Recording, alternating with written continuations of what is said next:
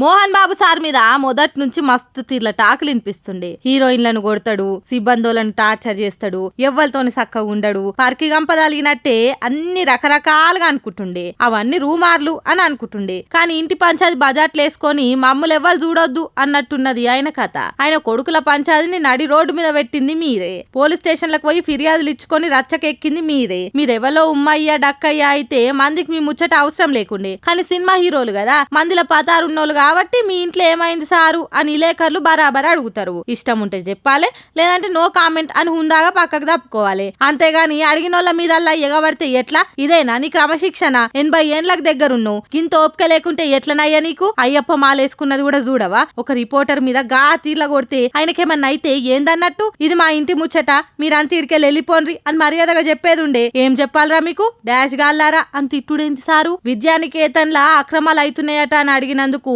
ఒక రిపోర్టర్ చెవి గువ్వ కొడతావు, ఈడ వీడియో తీస్తున్న కెమెరామ్యాన్ ను కొడతావు, అటు క్వశ్చన్ అడిగిన విలేకర్ని తలకాయ వల్ల కొడతావు.